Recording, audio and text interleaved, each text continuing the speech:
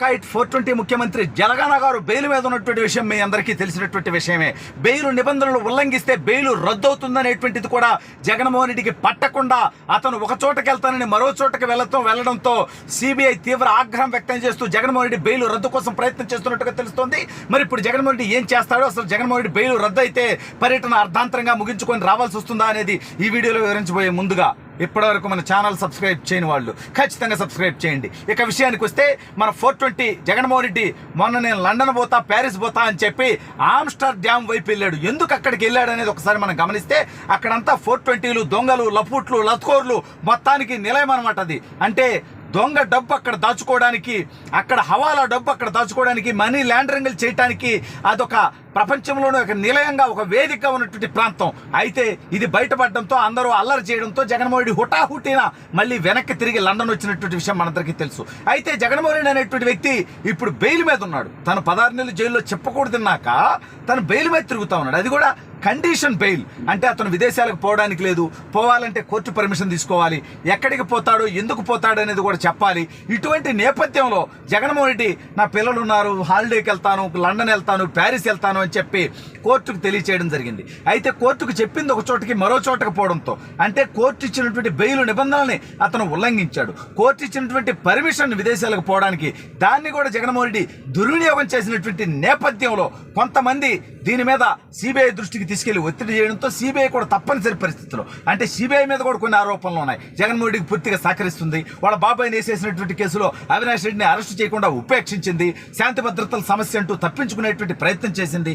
తీవ్రంగా చర్యలు తీసుకోవాలనుకుంటే ఒక కేంద్ర ప్రభుత్వ సంస్థ ఒక హంతకుడిని అరెస్టు చేయాలంటే శాంతి భద్రతల సమస్య అని చెప్పి అరెస్టు చేయలేకపోతే, ఆ హంతకుడు ఏకంగా ముఖ్యమంత్రిగా ఉన్నటువంటి వ్యక్తికి తమ్ముడైతే ఇదంత ఘోరమైనటువంటి విషయం, ఎంత పాశవికమైనటువంటి విషయం. భారతదేశంలో చట్టాల మీద, న్యాయాల మీద, న్యాయ వ్యవస్థ మీద ఉన్నటువంటి సిబిఐ మీద, ఈడీ మీద కూడా ప్రజలు అసహించుకొని ఏహీభావానికి వచ్చేటువంటి పరిస్థితి ఏర్పడుతుంది ఇదిలాగే కొనసాగితే. అయితే ఇప్పుడు జగన్మోహన్ రెడ్డి బెయిల్ నిబంధనలు ఉల్లంఘించినప్పటికీ అతని మీద చర్యలు తీసుకోకపోతే, అతని బెయిల్ రద్దు చేయకపోతే, అంటే అతనికి విచ్చలవిడిగా సాక్షుల్ని, సహనిందితుల్ని ఆల్రెడీ ప్రభావితం చేస్తున్నాడు. దయచేసి రాష్ట్ర ప్రజలు కానీ, సిబిఐ కానీ, అదేవిధంగా కోర్టు కానీ ఒక విషయాన్ని గమనించాలి. జగన్మోహన్ రెడ్డి తనతో పాటు కేసుల్లో ఉన్నటువంటి నిందితులు విజయసాయిరెడ్డి రాజ్యసభ, అయోధ్యరామరెడ్డి రాజ్యసభ, మోపిదేవి రాజ్యసభ, ధర్మాన కేబినెట్ మంత్రి, ఈ అనేక మంది ఆ కేసులో ఉన్నటువంటి నిందితుల్ని ఎంపీలుగా, ఎమ్మెల్యేలుగా, మంత్రులుగా, సలహాదారులుగా పెట్టుకున్నటువంటి నేపథ్యం మనం గమనిస్తే అతను సాక్షుల్ని, సహనిందితుల్ని అతను బెదిరించో, భయపెట్టో, లొంగ తీసుకోనో,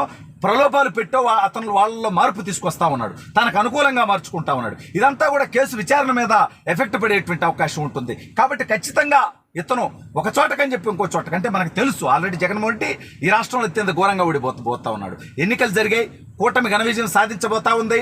కనీసం చివరాఖరికి బెట్టింగ్లో కూడా వైసీపీ బెట్టింగ్ రావట్లా. ఏ మగాడు, ఏ పోటుగాడు జనరల్గా వాళ్ళని ఎవడు ఆపలేడు. రే రండి రా, వైనాటు కుప్పరా అంటున్నారు. కానీ మీరు మగాళ్ళు అయితే బెట్టింగ్కి రాంటారా అంటే దానికి ఎవడు రావట్లా. నాయన వైనాడు పులివిందలు అనేటువంటి పరిస్థితి ఉంది. ఇవాళ చెల్లి రాడ్డులు తెచ్చడం మొదలుపెట్టిన తర్వాత కడపలోనే దిమ్మ తిరిగి బొమ్మ కనిపిస్తా ఉంది.